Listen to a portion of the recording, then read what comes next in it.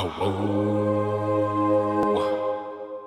going to introduce a number of speakers individually to help set the scene and give us some framing.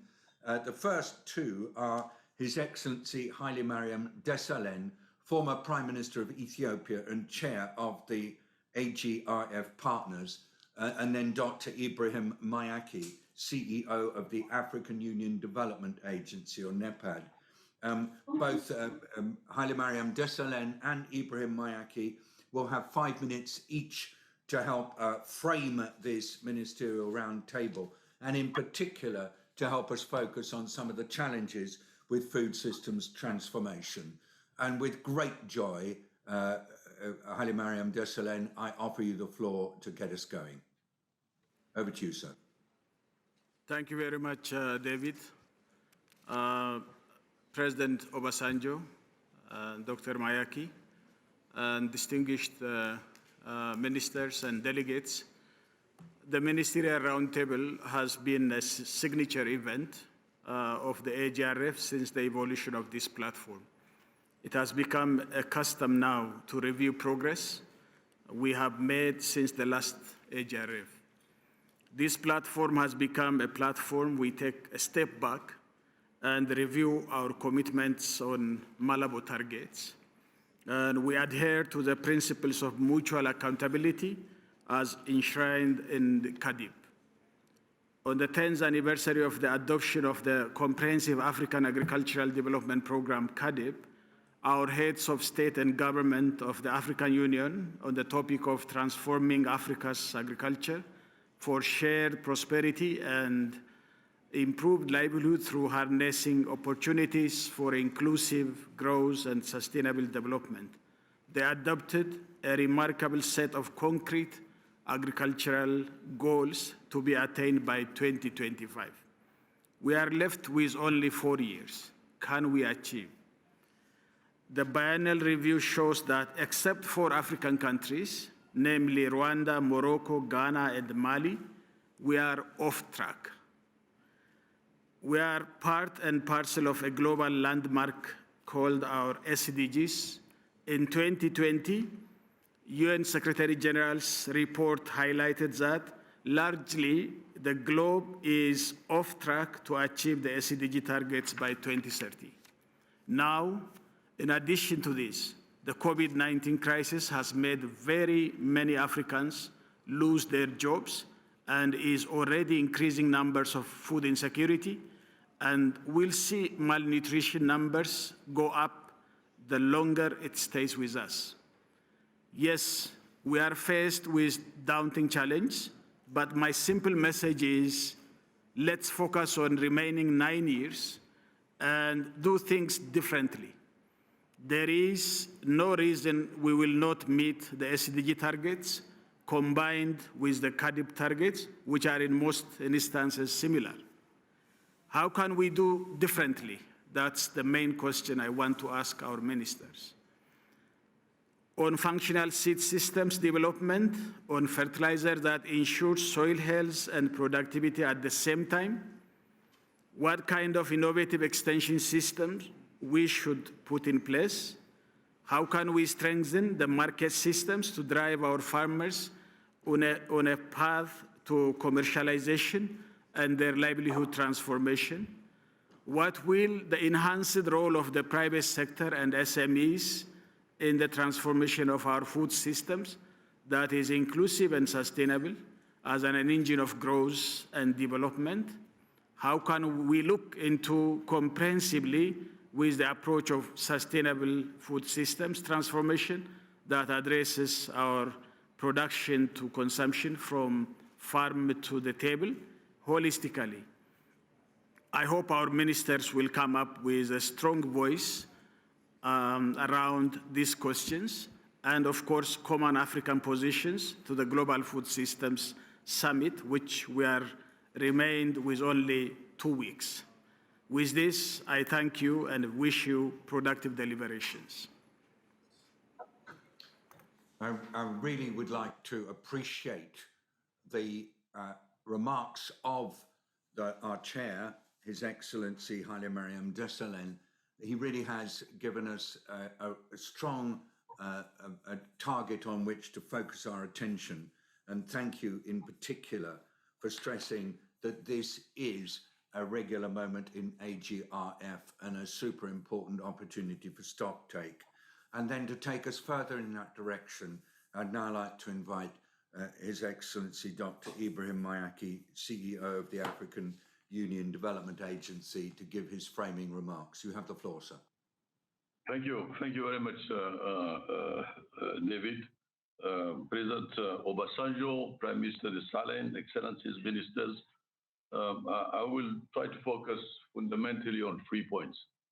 But let me highlight 2 concepts which are critical in the meeting which will be held this morning. The concepts of recovery and the concept of resilience. If we are talking about recovery, it's mainly due to the fact that we faced the COVID crisis and its consequences. And these consequences will be harsher and harsher in the years to come. We need to be very realistic about it. We are talking about post-COVID, but we are not in post-COVID yet. We are still in the COVID period. So recovery as a concept needs to be unpacked so that it can be useful for the design of our policies. The second concept is the one of resilience.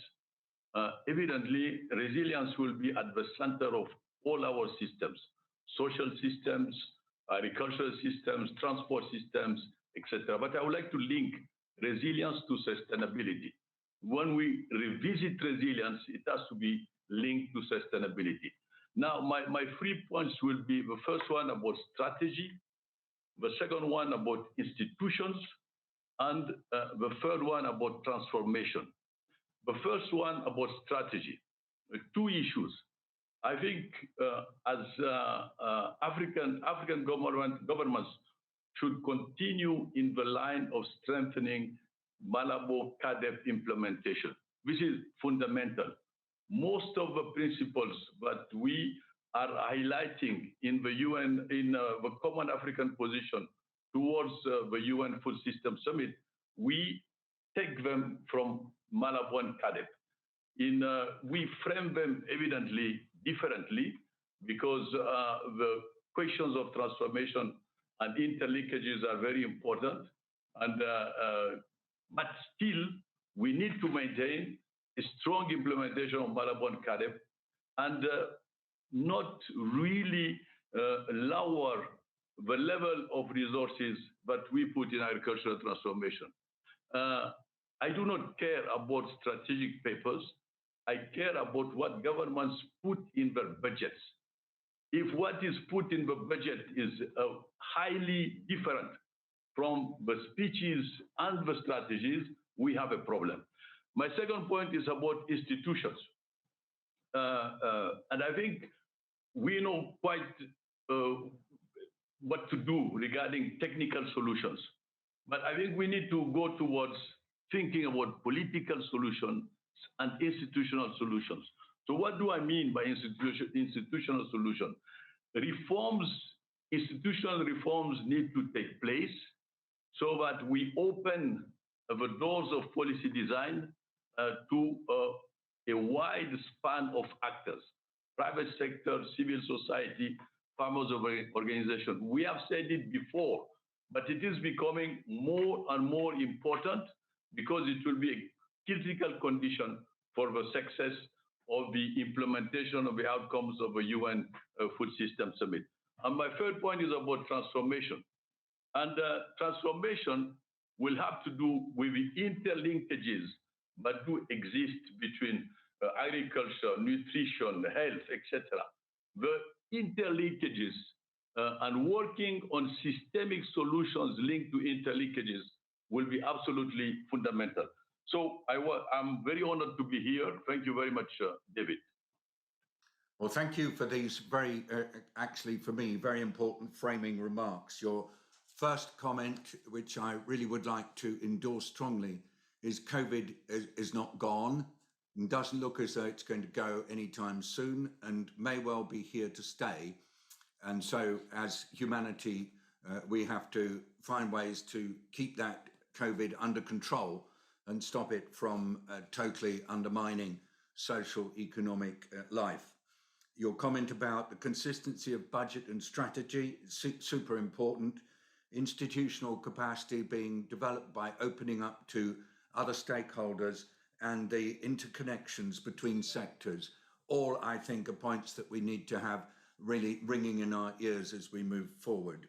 It's now with great delight and pleasure that I take us to hear from Her Excellency Josefa Sacco, Commissioner, Department for Agriculture, Rural Development, Blue Economy and Sustainable Environment in the African Union Commission.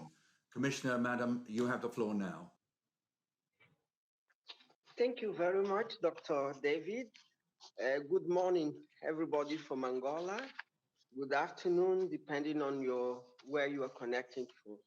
His Excellency President Obasanjo, His Excellency Dr. Haile Mariam Desalegn, former Prime Minister of Ethiopia and Chair of AGRA Partners, Dr. David Nabarro, Special Advisor of the Secretary General on the 2030 Agenda for Sustainable Development Goal and Climate Change. My sister, Her Excellency Angela Toko Diziza, the Chairperson of the African Union, the Chairperson of the African Union Specialized Technical Committee on Agriculture, Rural Development, Water and Environment, and Minister for Agriculture, Land Reform and Rural Development, Excellency Ministers of Agriculture, Finance, Health of African Union member states present, Dr. Agnes Kalibata, UN Special Envoy of the FCC, Dr. Ibrahim Mahaki, CEO AUDA, ladies and gentlemen, on protocol duly observed. I thank AGRA and its partner for the invitation to speak at this ministerial section. Through the CADEP agenda, African leaders envision a food system approach to attain agriculture-led economic transformation for its member states. The performance and progress made by African Union member states in the implementation of the commitment in the declaration is assessed every 2 years. The last annual review report of 2019 indicated that Africa as a whole was not on track to achieve the CADEP goals and targets by 2025 to end hunger.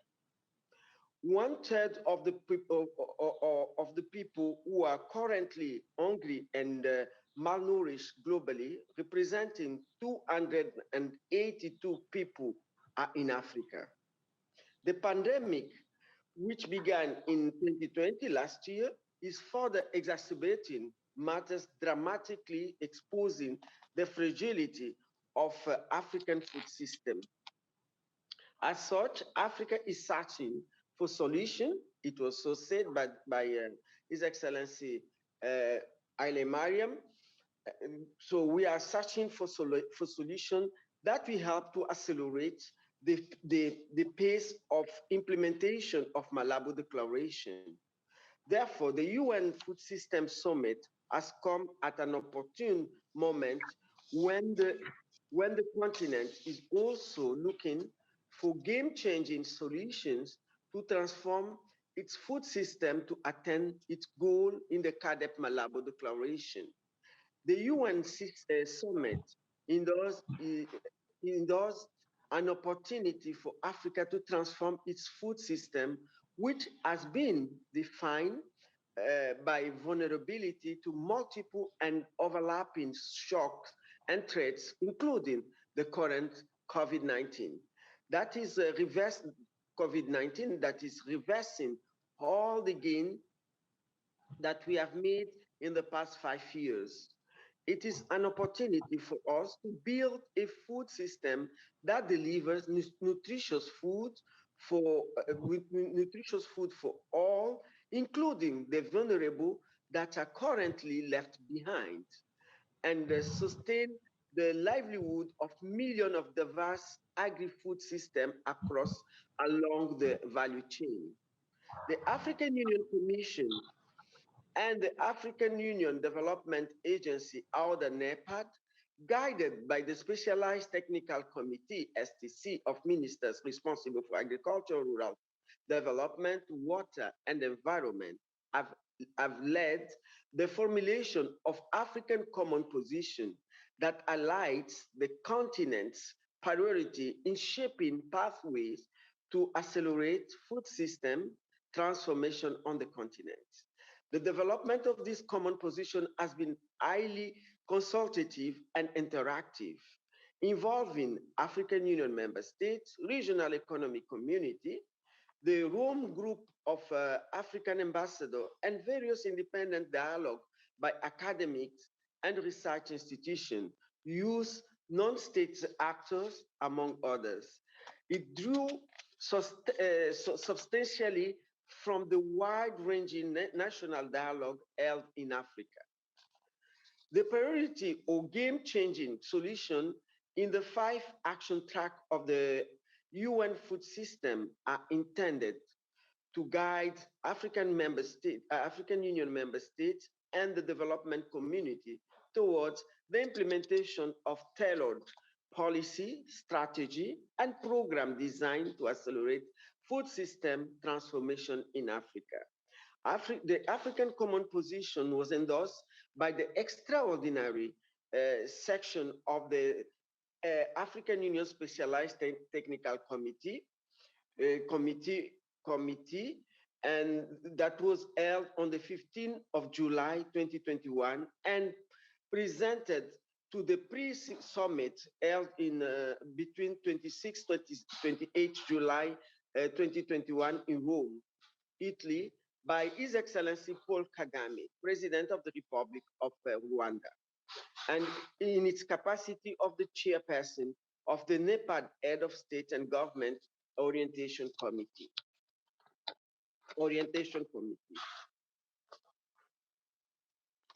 His Excellency Felix Antoine Tshisekedi, President of the Democratic Republic of Congo and Chair of the Assembly of Head of State and Government of the African Union, will present the African Common Position during the summit this month in September. Africa is the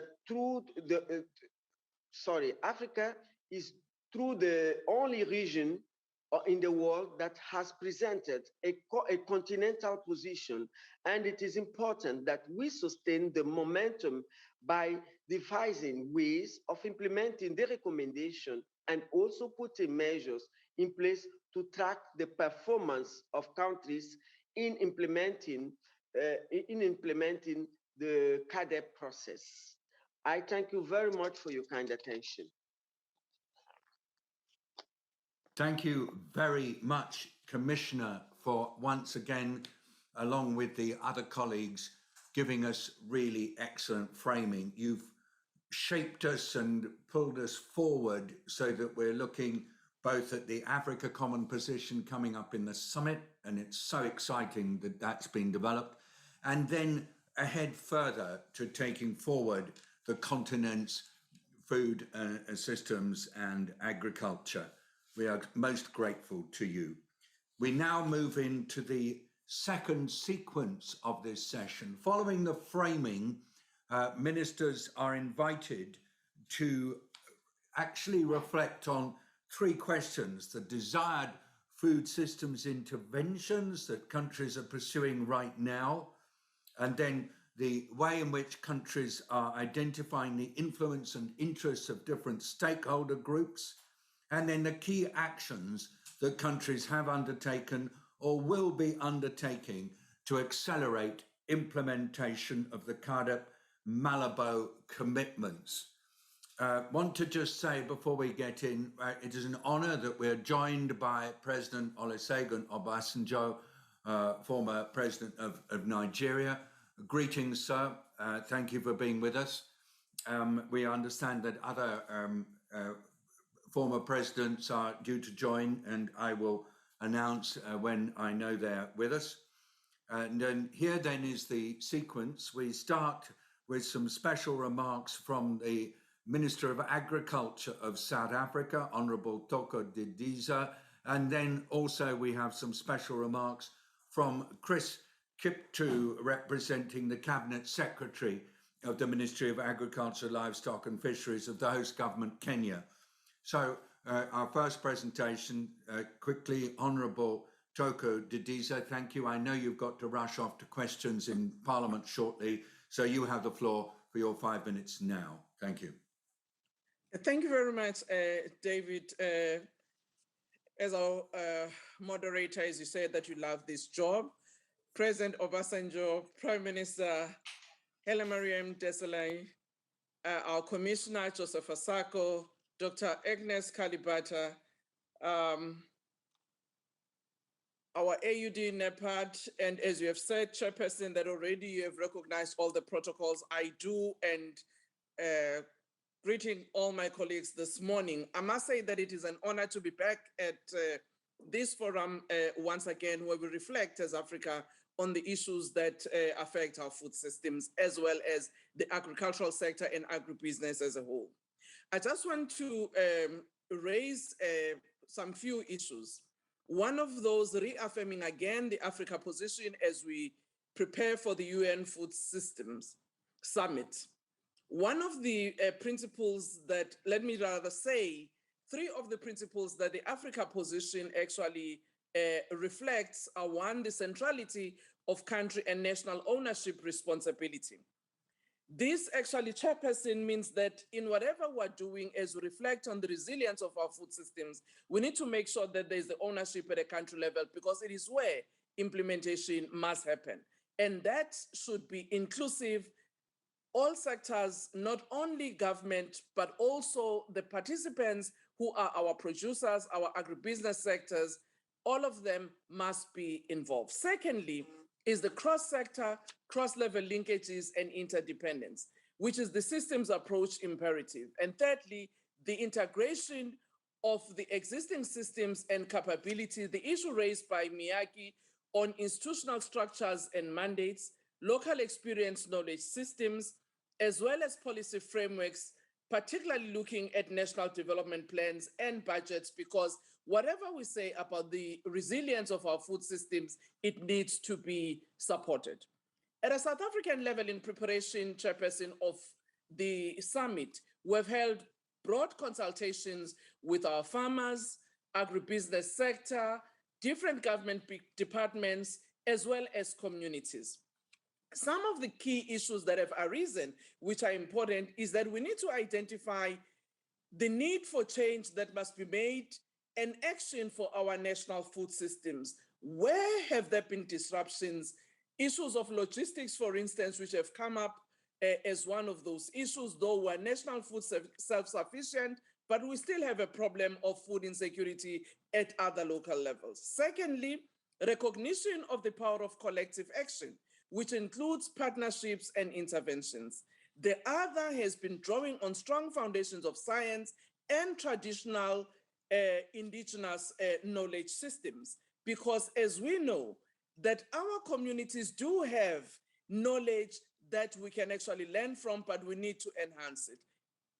Fourthly, it's voluntary commitments from stakeholders to support the transformation of our systems, because we think that is critical.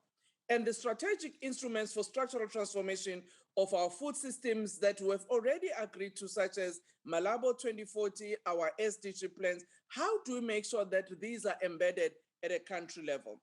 Also, as I said, involvement of our business and private sector, our labor, particularly in agribusiness industries, as well as our farm workers and communities. We need to make sure that our policies are actually integrated.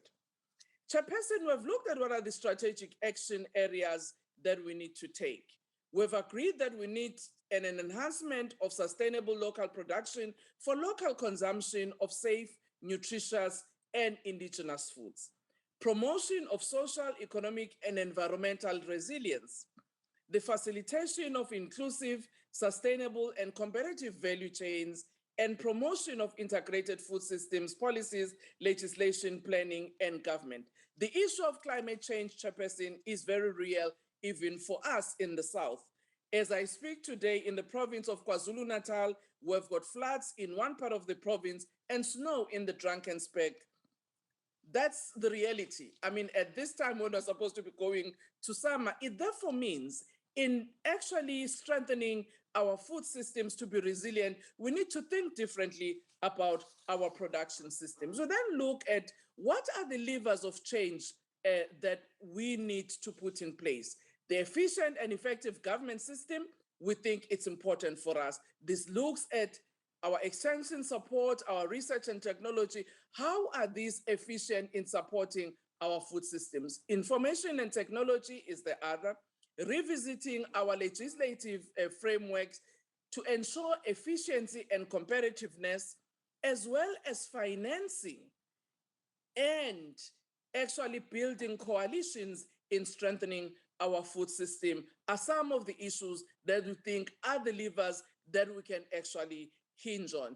Chairperson, I don't want to take more of your time, but I just thought I will make this intervention to share what are the thoughts that we have to actually make our food system resilient as a country. Thank you very much.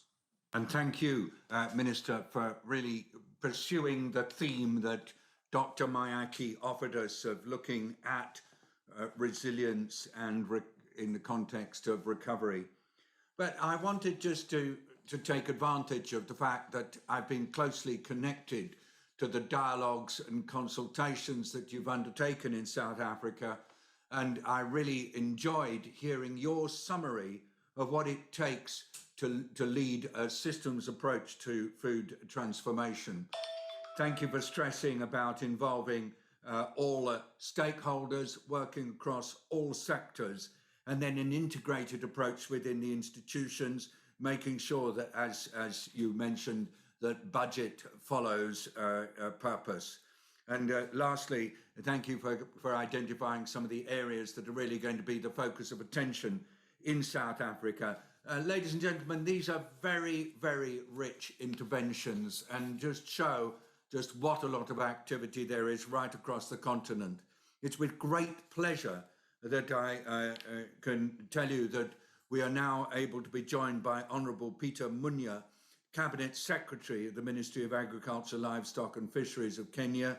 I said that he was not able to be with us, but he's found the ability to be here and he's going to speak now. Minister Secretary, you have the floor. President Obasanjo, President Kikwete, Prime Minister Haile Mariam, fellow ministers representing various countries here, distinguished participants, ladies and gentlemen. It is indeed a great honor to be part of this conversation as we continue to work together and consolidate our efforts to chart the pathways towards sustainable food systems for the continent. We have come a long way in our journey of food systems transformation, and as a signatory to the Comprehensive Africa Development Program, CANDIP, and the Malabo Declaration, our actions and initiatives in the sector are edging us closer to being on track to achieve the 7 commitments to transform agriculture across the continent over the next decade. At the inaugural biennial review in 2017, Kenya achieved an overall average score of 4.77 against the 2017 benchmark score of 3.94 and was therefore judged to be on track to 3 out of 7 thematic areas towards meeting the CADIP Malabo targets in 2025. Later in 2019, Kenya achieved an average score of 4.88 with only 1 out of the 7 commitments on track of boosting intra-African trade in agriculture commodities, which means we saw a decline in performance from the 2017. This has led to the ministry implementing strong reforms for transformation in the sector, including implementation of smart incentives through e-vouchers, restructuring of our strategic food reserves, and a raft of regulatory reforms, increasing transparency and price discovery by farmers in our key strategic value chains that include tea and coffee. As the 2021 biennial reporting process is being concluded, we are sure that Kenya shall perform better than it did in 2019. I, however, wish to note that the challenge we have experienced in biennial reporting is not so much a lack of performance, but more about accessibility of data and the information, which means as a sector, we need to coordinate better and implement innovative digital tools for the collection of data moving forward.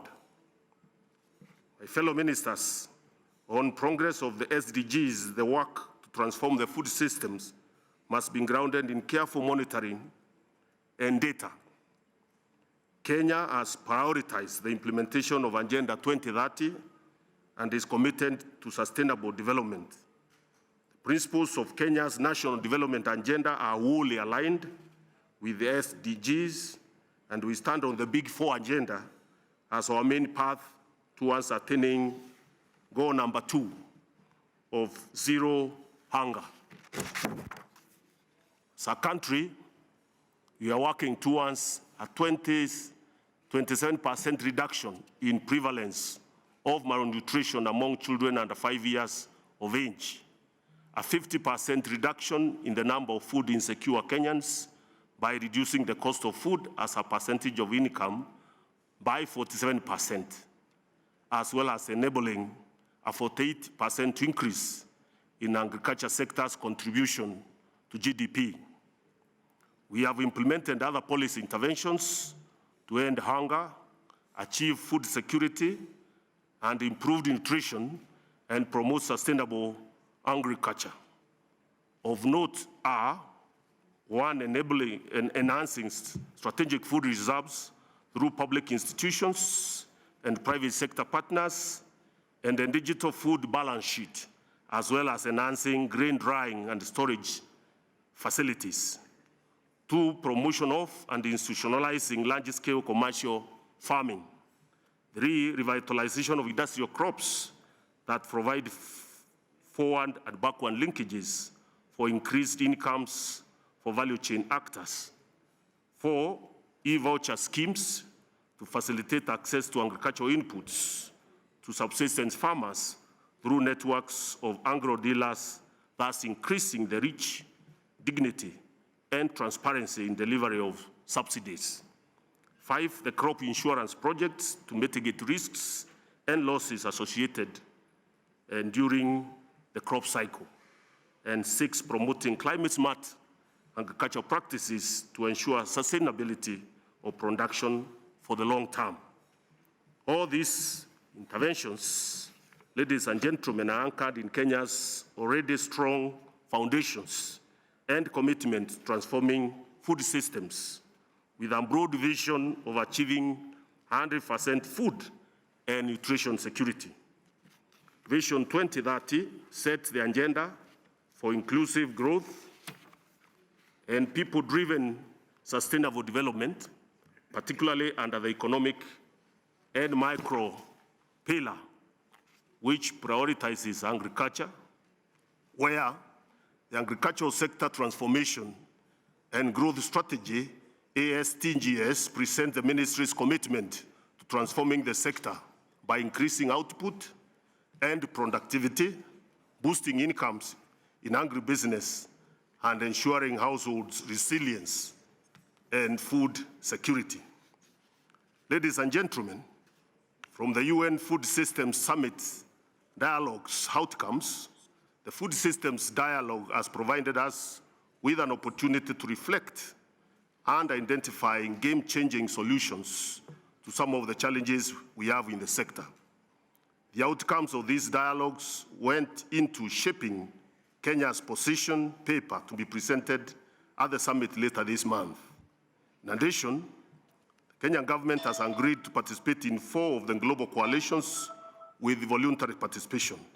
These are the FAO Food Coalition, the World Food Programme Schools Meals Coalition, the Agricultural Innovation Mission for Climate, Aim for Climate, led by the United States Department of Agriculture, and the World Economic Forum's Data and Digital Coalition.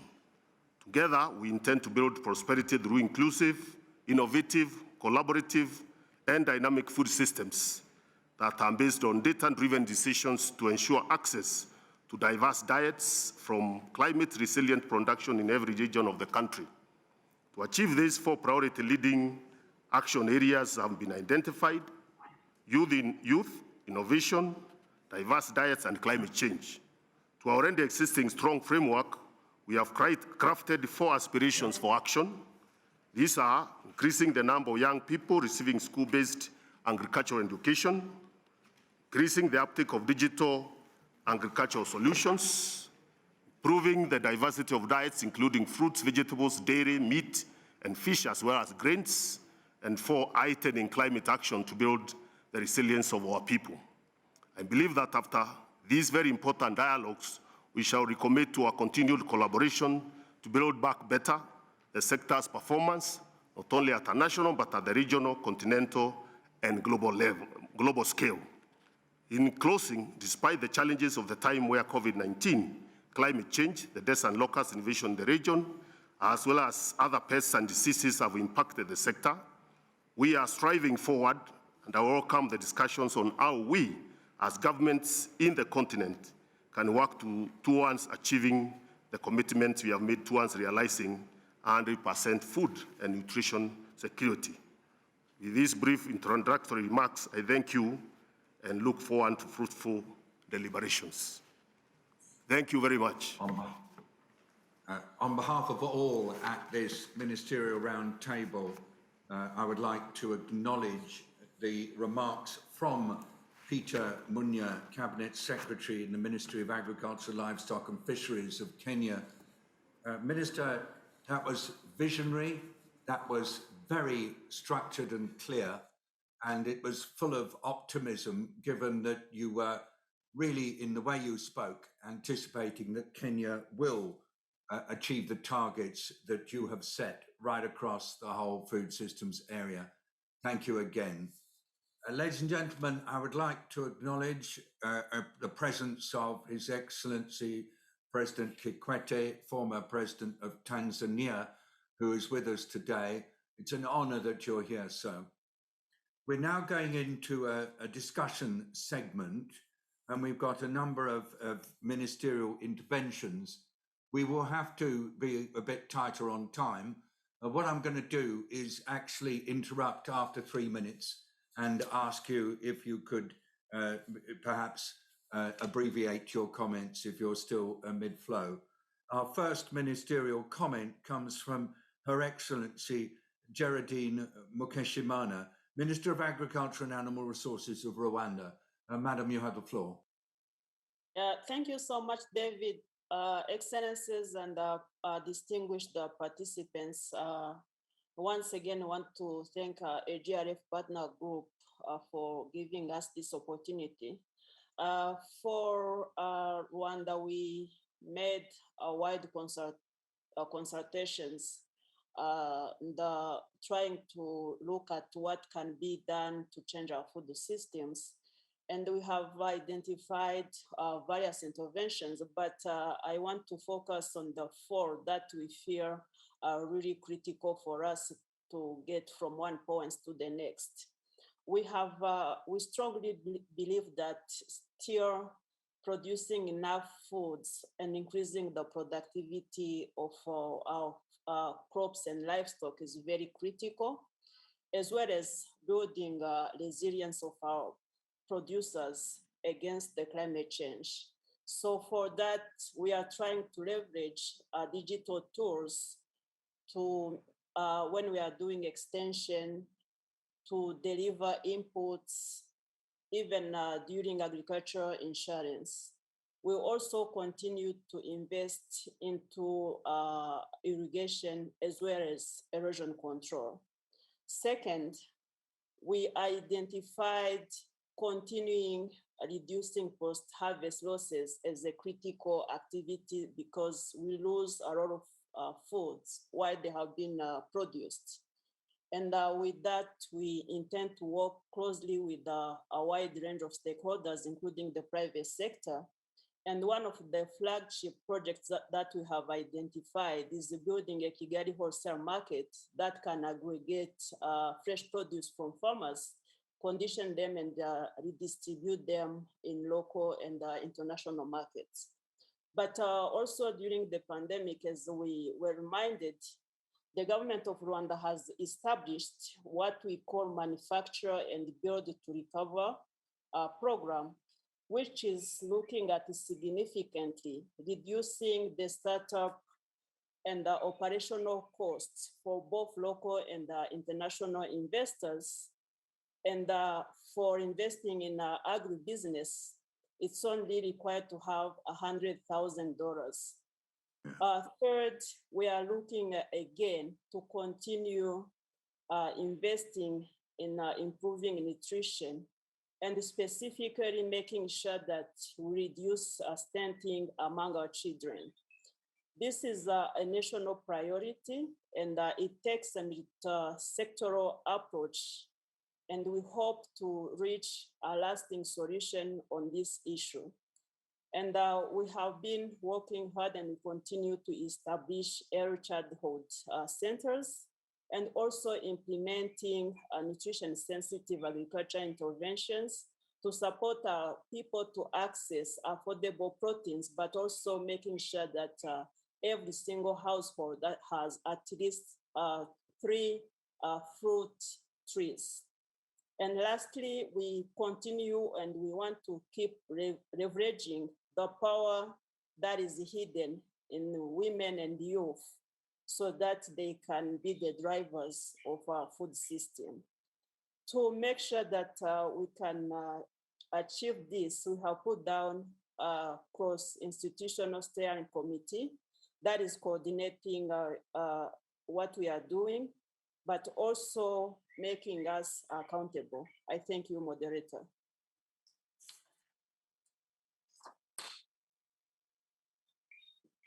We thank you. That was very precise and clear. Really lovely to get all the messages of how you're moving forward in Rwanda.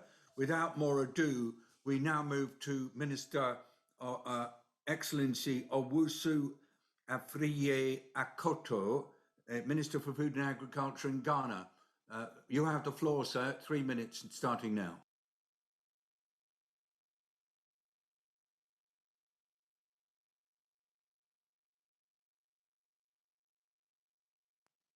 Just checking, Minister Akoto, that you can hear me. We'd love to bring you in now. Thank you. Thank you very much. The President Obasanjo, President Kitwe, Excellency Haile Mariam, Excellency Joseph Sako, Dr. Ibrahim Mayaki, and colleague agricultural ministers. It is a great pleasure for me to make a contribution to this very important forum on food systems in Africa. First of all, allow me to commend the AGR Partners Group for their continuous commitment to supporting the AGR Summit that brings together governments, private sector, technical experts, and development partners to deliberate on the pathway to support African countries' inclusive and sustainable agricultural transformation. Also, in my capacity as the chairman of ECOWAS Specialized Ministerial Technical Council for Agriculture, and on behalf of my colleague agricultural ministers in Burkina Faso, Mali, and Nigeria, I express my profound gratitude to AGWA and its leadership for being true and trusted partners in our agricultural transformation journey for the last 5 years. The key challenges that confront the agricultural sector across our respective countries in West Africa include, amongst others, low productivity, fragile soils with depleted macro and micronutrients, dysfunctional systems in seed fertilizer,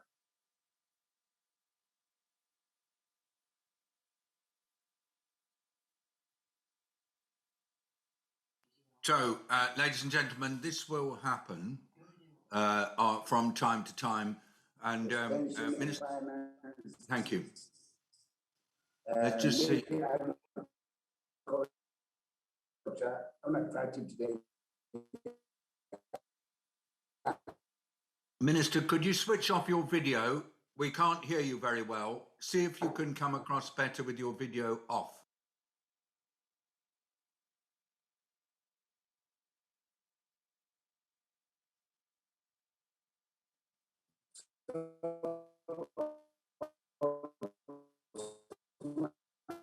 Minister, if you can hear me, the sound has packed up.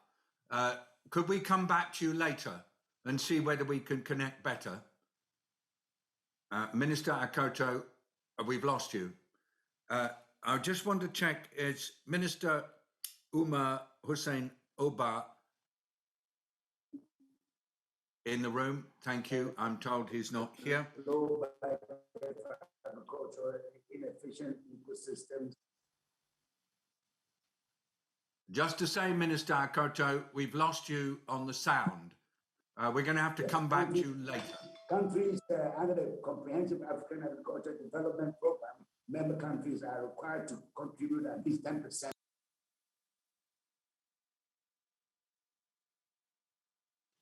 Right, thanks. We'll reconnect. Let us see, can we go to Senegal and just see whether Moussa Baldé, Excellency Moussa Baldé, Minister of Agriculture of Senegal, are you here, sir?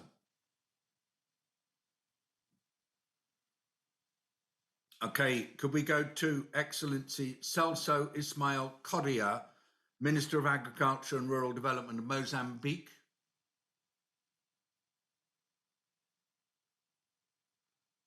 And so we'd now like to go to Honourable Said Hussein Eid. All right.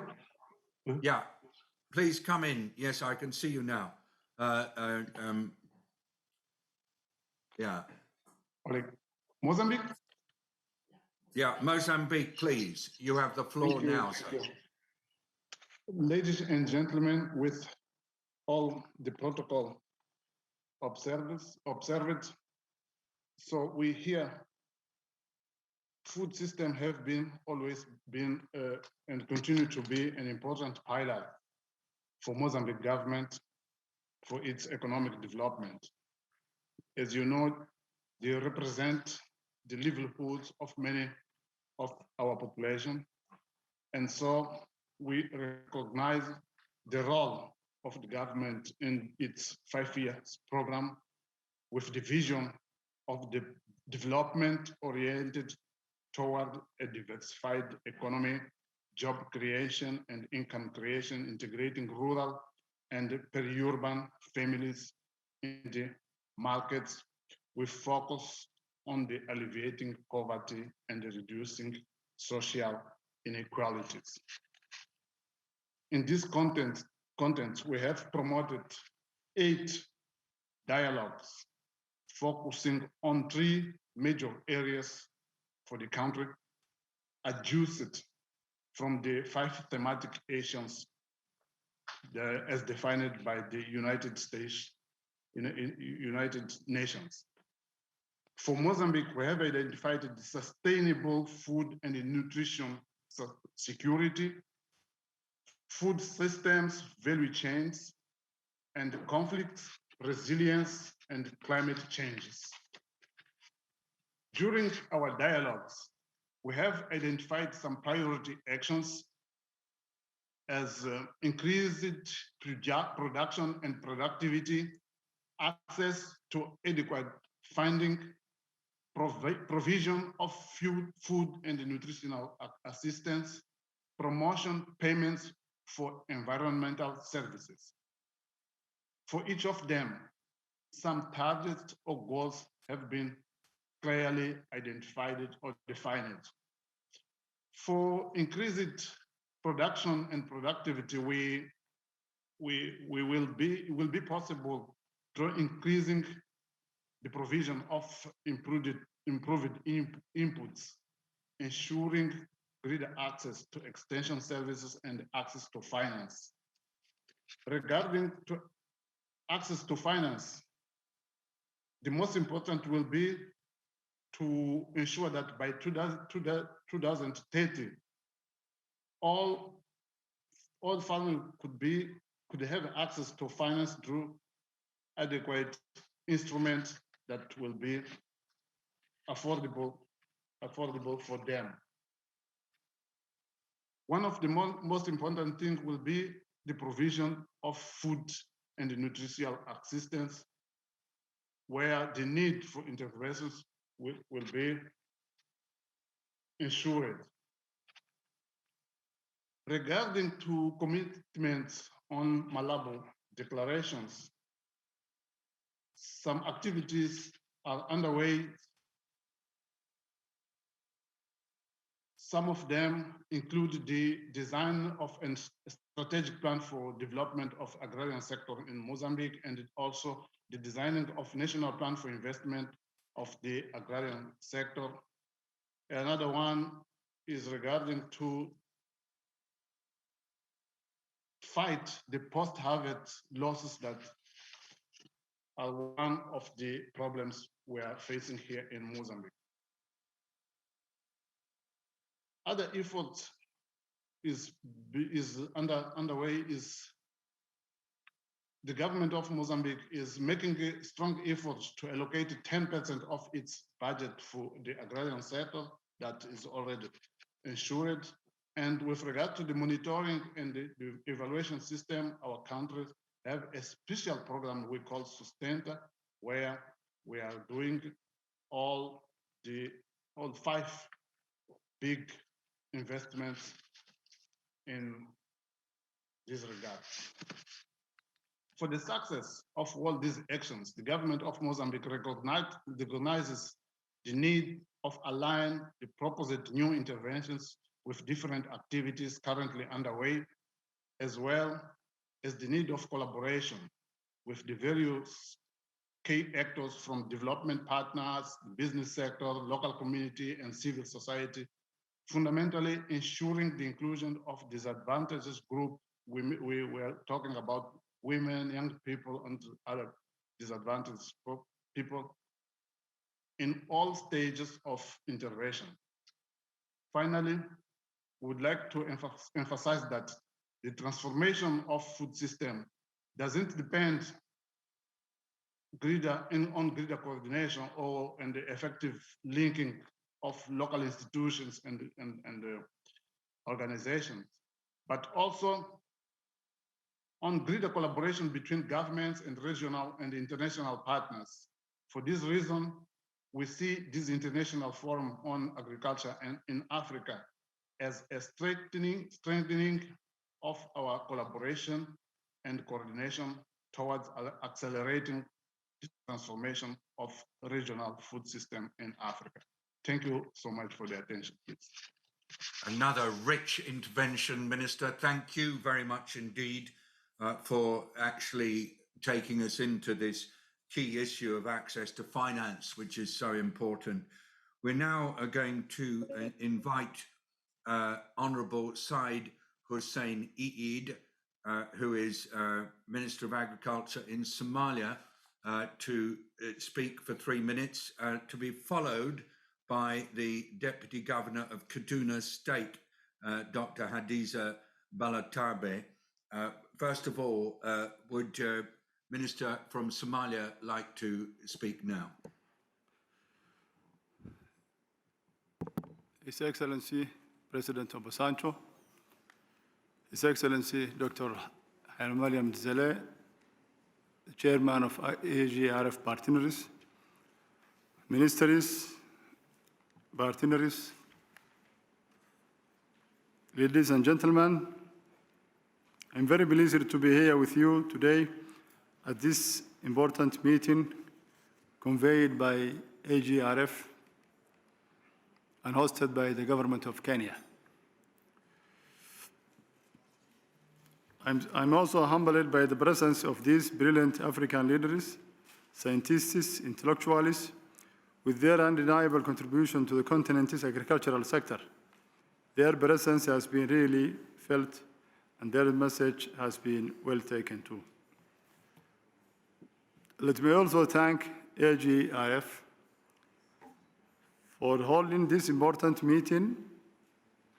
With their tremendous work and incredible endeavor to scale up the food systems, we can survive only in togetherness to face these unprecedented extreme climate shocks and other multiple shocks like COVID-19 pandemic, desert locust, which also hit this Horn of Africa region. We hope to see we hope to see cooperation will grow to form solid partnerships, which is capable to meet the huge challenges in place in every corner. In this regard, we have no longer as business as usual as an option, and we must come up with a new initiatives and effective homemade mechanisms in order to transform our agricultural food systems to ensure that no one lacks regular access to sufficient, safe, and nutritious food, while our production and consumption patterns bring no harm to the environment. It's been said in the Somali National Dialogue on Food Systems, which held a couple of days ago, that we are part of this global efforts to reach the Sustainable Development Goals and also the Zero Hunger endeavor. In our past 4 years, the government of Somalia has enacted many laws, policies, regulations to rebuild the agricultural sector and boost our productive sector. As a post-conflict state, which is undergoing a state-building process, Somalia is now well positioned to revitalize institutional capacities, agricultural infrastructure, to surge national productivity, and also to promote linkages to the market trade locally and externally. With this platform, it's really a rare opportunity to reset, rethink, and redouble our efforts to build forward better food systems using coordinated approaches that are inclusive, holistic, and coherent regionally and internationally. Somalia will get best out of this opportunity to look at different African experiments to get in a better position of self-estimation. We are also very pleased that we have reached a milestone in our debt relief process, where Somalia debt relief has reached a very good stage, which enabled us to get access to some of the financial institutions like World Bank. We are also very close to get rid of and consolidate our debt relief process with AFAD, which is also in its final stages.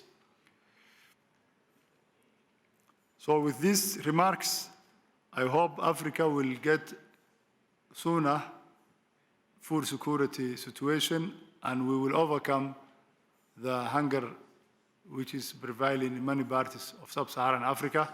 Thank you very much. And thank you so much, Minister. A really, really important intervention, much appreciated by us all. We're going to slightly change the order in that I'm going to ask Deputy Governor for Kaduna, Madam, would you just mind holding back just for one intervention? I overlooked to call on Honourable Lobin Low, Minister of Agriculture of Malawi. Minister, it's lovely to be connected with you again. I'm sorry I'm not with you in person. I really enjoyed our time together, at the pre-summit in Rome in July. We look forward to hearing your remarks now. You have the floor, about 3 minutes. Thank you so much, David. All excellencies and all protocols to remain observed. It is an honor for the government of Malawi to present the commitments here. This is a wonderful opportunity. Malawi remains focused and committed towards achieving national, continental, and global goals, including those under the Cardiff Malabo Declaration and SDGs. To begin with, the country has participated in all 3 biennial reviews, with the latest under analysis at the moment. Malawi has also participated and provided feedback on the SDGs.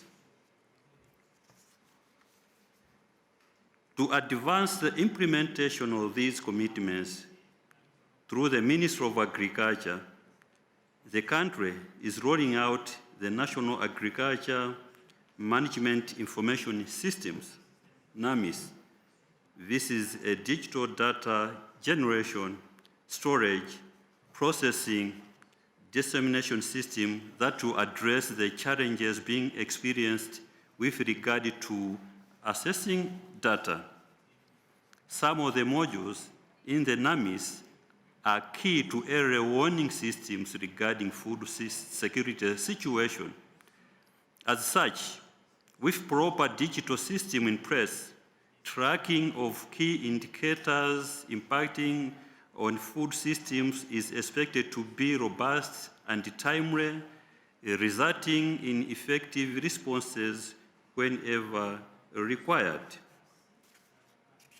Malawi recognizes significantly the role of private sector and the general civil society towards its resolve for meeting national, continental, and global goals.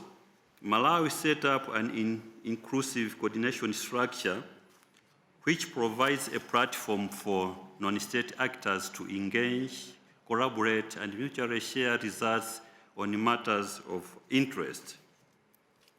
Going forward, Malawi, through the Ministry of Agriculture and with technical support from AUC, has advanced in the processes of establishing the country agribusiness partnership framework.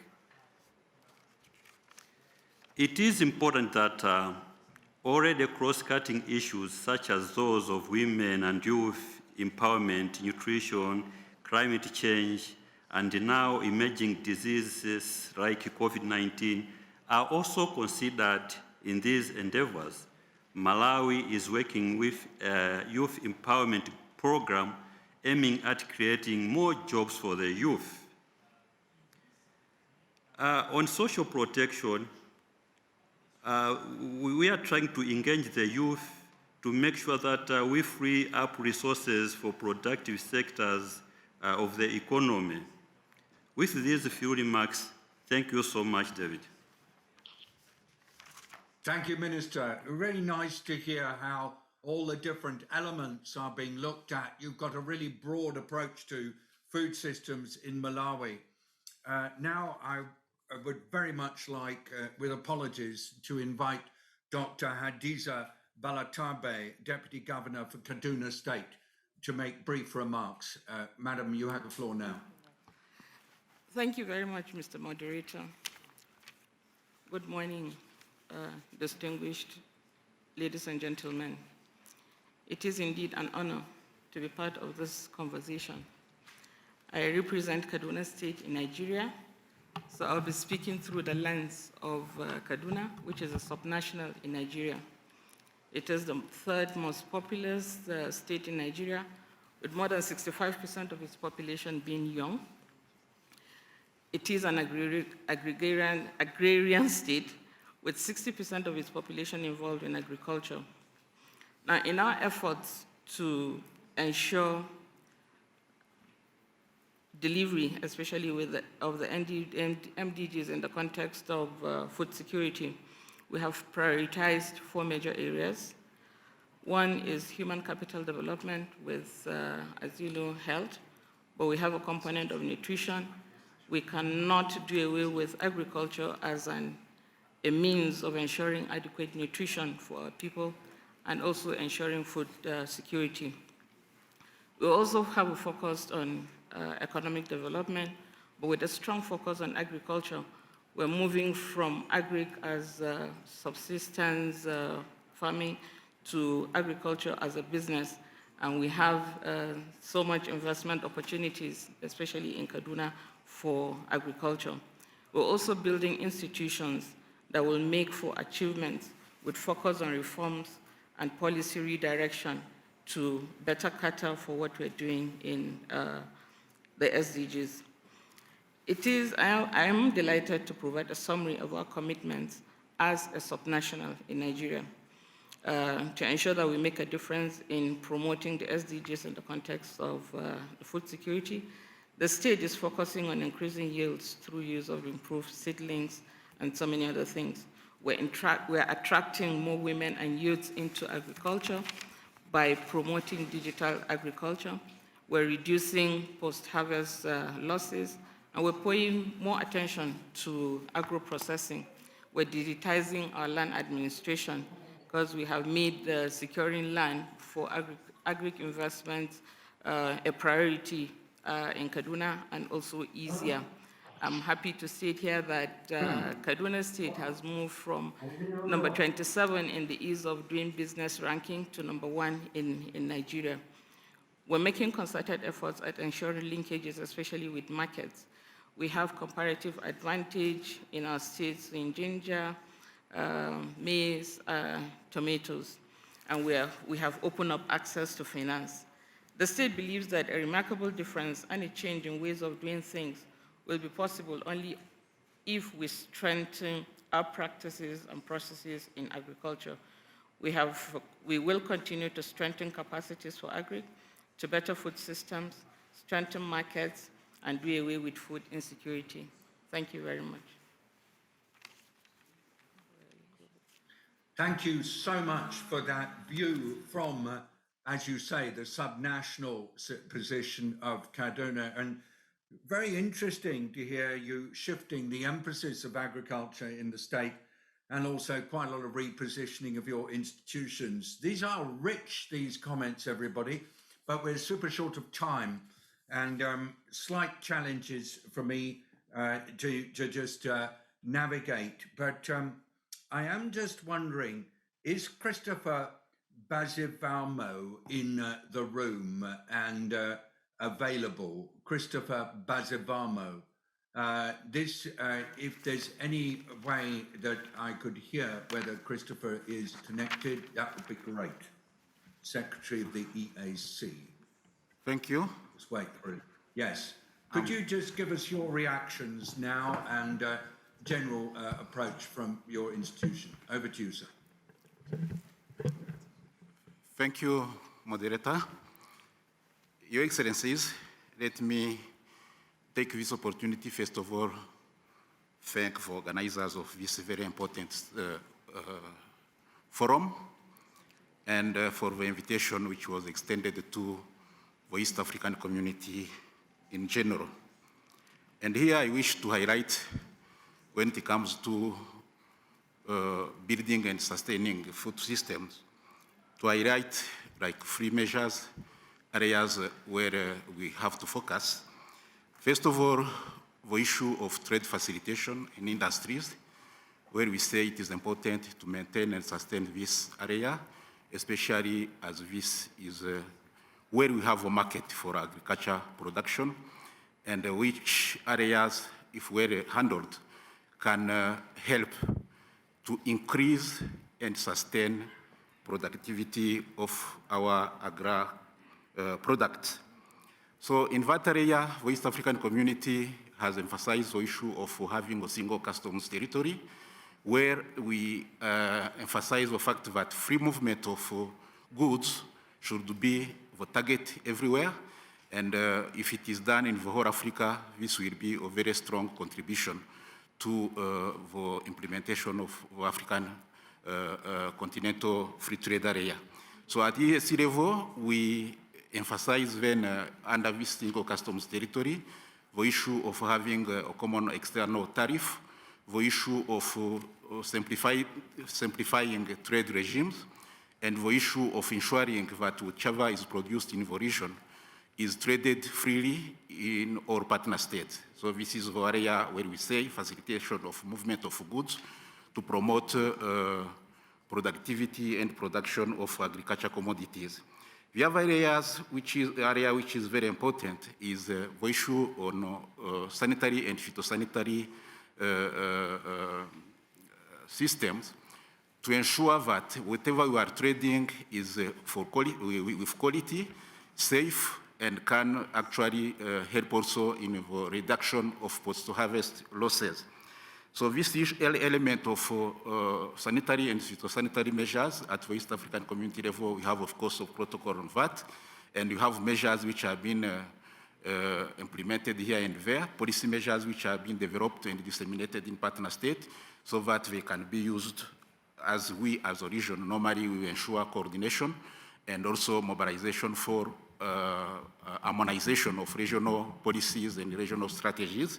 And I think this is very important to consider the issue of phytosanitary and sanitary measures when it comes to cross-border trade. And this cross-border trade is actually key because it gives more market and a wider market to what is produced at national level. The third element, which we think is very important, is also the issue of infrastructure. Infrastructure being digital or being the infrastructure on the ground. When it comes to the digital, the East African community has actually developed what we call the single communication network area. Through that, it is facilitating the exchanges when it comes to online communication, digital procedures, and this helps actually and has helped a lot in this pandemic period, where we have developed a regional electronic cargo and drivers tracking system to help partner states to trust each other when it comes to free movement of goods throughout the region during the COVID period. So this area is very important. And of course, lastly, what I want to highlight, the issue of having the one-stop border post to ease free movement, especially at the border, of goods and persons. And this has reduced tremendously the cost of transport. And by reducing the cost of transport, of course, it facilitates also farmers to get affordable input for agriculture. And emphasizing on those, I think it will help, and we have to look into that in our partner state and ensure that at region, we also collaborate with our sister regional economic community, like ECOWAS, like SADC, COMESA, to ensure that we strongly build a unified Africa, harmonizing our different measures which are put in place. So I thank you very much. I want to really thank you, if you don't mind, very, very warmly for taking us into the trade discussion.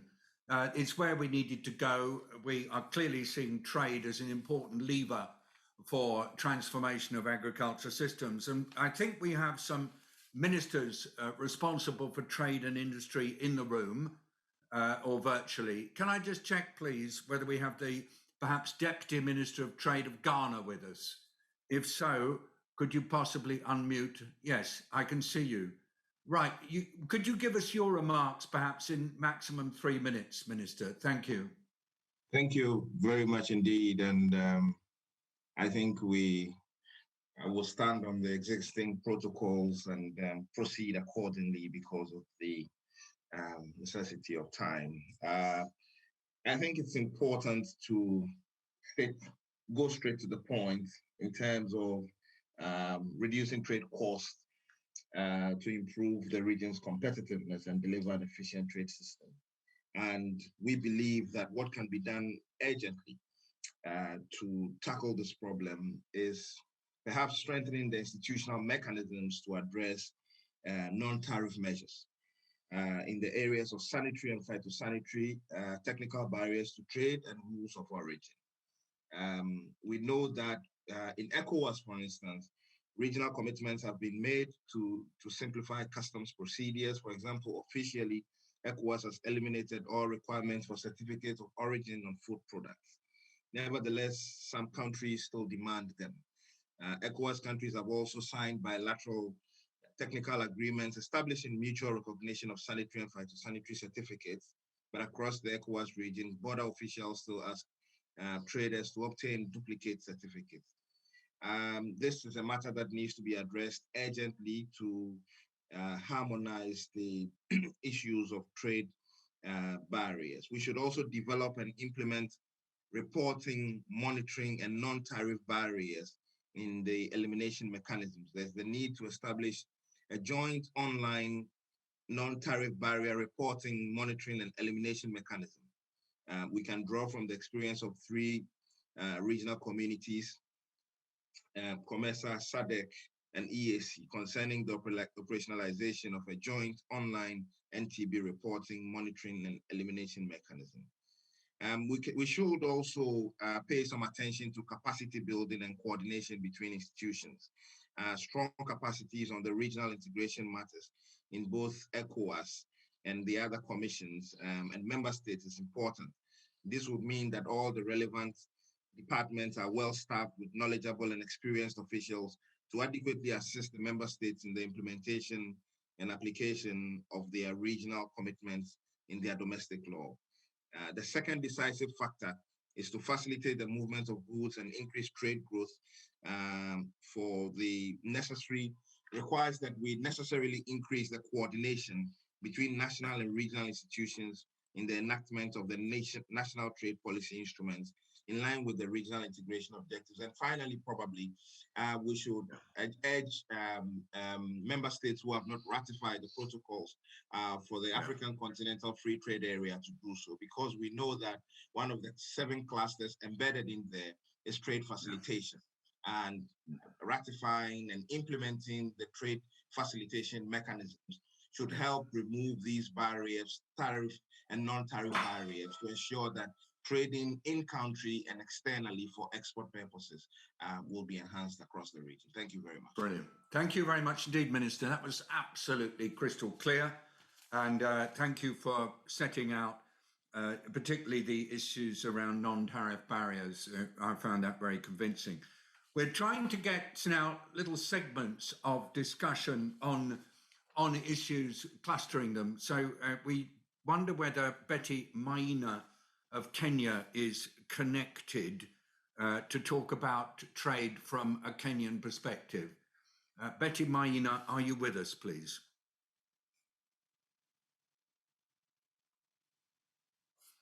So now what I'd like to do is to get a reaction on the from the finance sector, and we've got Dr. Sarah Alade, Special Advisor to the President of Nigeria on finance and economy, and actually representing Honourable Zainab Ahmed, Minister of Finance, Budget and Planning of Nigeria. Sarah Alade, could we hear some quick reactions from you, particularly from the finance military perspective as we consider agricultural transformation principles in Africa? Thank you. Thank you very much, moderator. And Your Excellencies, please allow me to stand on existing protocol. And thank you. I want to also thank the organizers for this.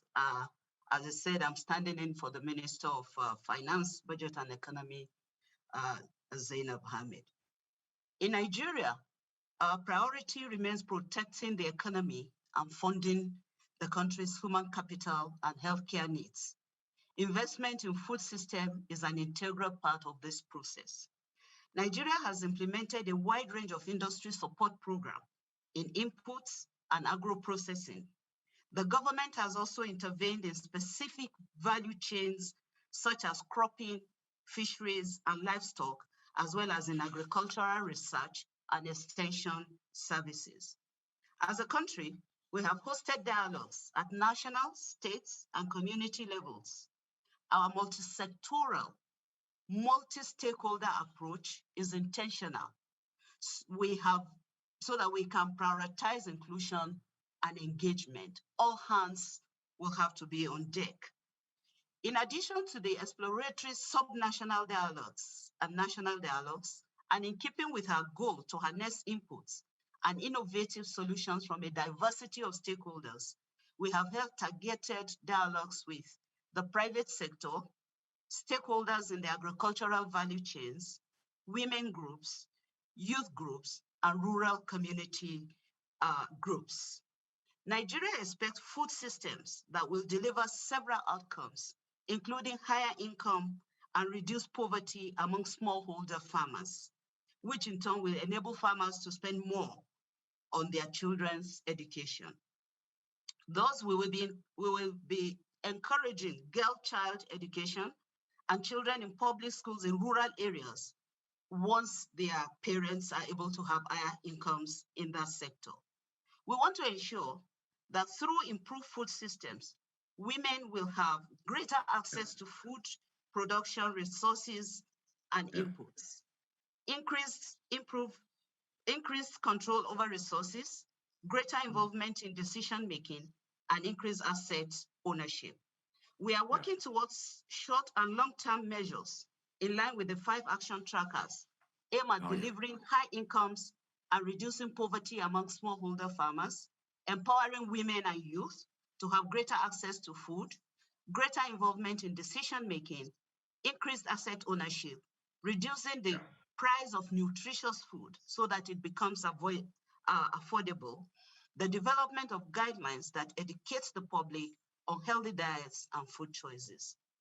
These dialogues have provided a platform to synthesize outcomes of all the exploratory dialogues into medium and long-term intervention plans, which in Nigeria is currently being developed. Through these dialogues, we have identified challenges to our food systems, identified innovative, sustainable pathways towards ending hunger and all forms of malnutrition in line with the SDGs. Going forward, we hope to continue to engage to be able to realize demonstrable outcomes. Thank you very much. Well, so Dr. Alade, I must say that having watched the way in which you have utilized dialogue to focus on the complex challenges that are faced particularly by women, but by poorer people more generally beyond any particular segment of society in accessing the food they need. And it's lovely to hear the way in which you pull these together. Thank you for your remarks from the perspective of the Ministry of Finance, Budget and Planning. Now, we are also, I hope, in a position to hear from the health sector, and we are honoured to have present with us the Senator Mutahi Kagwe, who is Cabinet Secretary or Minister for Health in Kenya. Thank you for joining us, and we look forward to hearing your reactions on the health sector and food system transformation in Africa. You have the floor now, ma'am. Thank you. Thank you very much. Can you hear me? Yes, thank you very much indeed. Very loud and clear. Thank you, Mr. Chairman. The national government, representatives from various ministries, representatives from county governments, representatives from private sector, development partners, ladies and gentlemen, a good morning here in Kenya. I'm greatly honored to lend my voice to this year's Africa Green Revolution Forum Summit, which seeks to explore pathways and actions needed to transform Africa's food system. I understand that the summit provides a platform for governments and communities, including youth, women, civil society, and other stakeholders around the world to discuss their food systems and identify ways to strengthen them. This comes at a time when countries around the world are just beginning to get back to their feet, even as they continue to deal with COVID-19 pandemic. It is therefore critical that we have this discussion as food security is necessary to fuel the continent's recovery from the pandemic. Research has shown that food security, and indeed has been echoed in this meeting, and public health are intimately linked.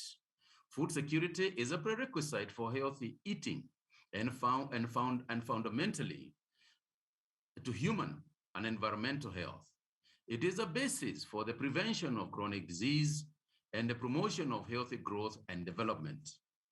I'm therefore convinced that if people do not have access to sustainable supply of appropriate foods, their health will be compromised regardless of the available health care. And this has been apparent, particularly during these times of COVID. Ladies and gentlemen, I reflected on the words of Wendell Berry as I thought about the relationship between health and agriculture. Wendell in 1992 wrote, and I quote, "People are fed by the food industry, which pays no attention to health, and healed by the health industry, which pays no attention to food," end of quote. Indeed, his words have been proven true over the years through true and actual events, some of which are of epidemic level.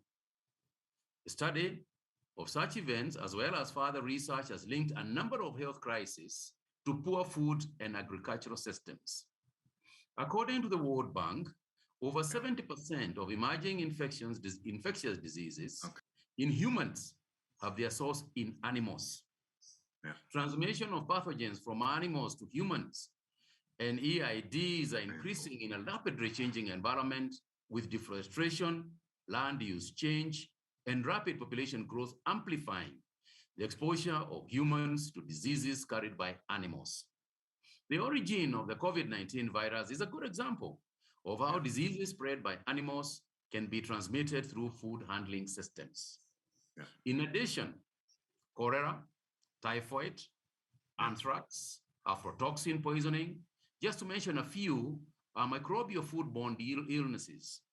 These diseases are common in developing countries where food systems are still developing and there exist gaps, such as insufficient regulations, inadequate resources, and funds to support research and innovation in agricultural sector.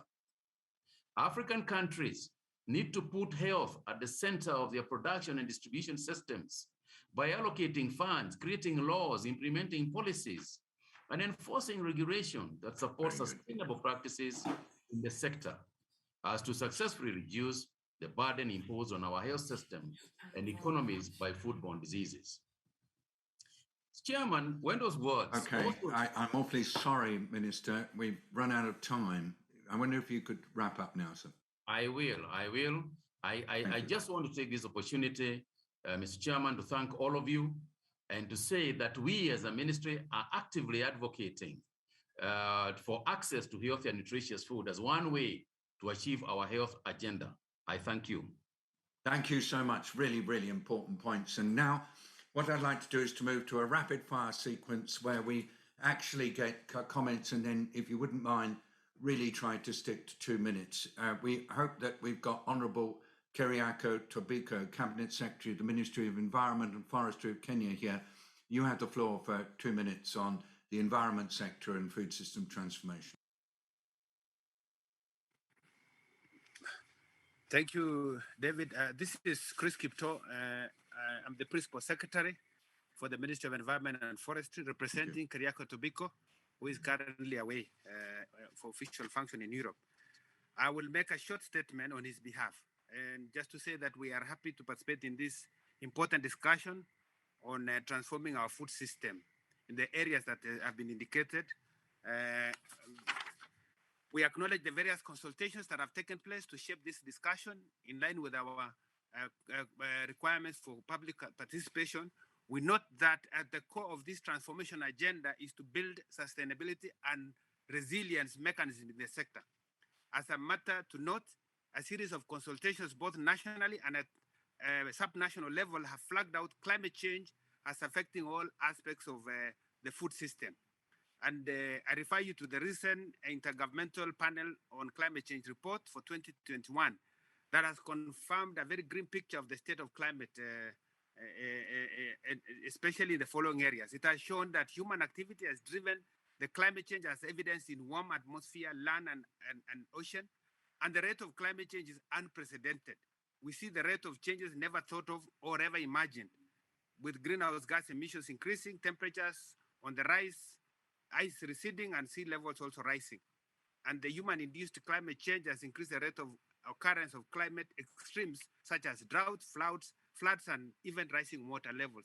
We have a report in Kenya that shows the extent of how the recent water levels in Rift Valley lakes, and we will be launching this. But clearly it shows a lot of water in our lakes. Some have increased more than doubled, all because of climate change.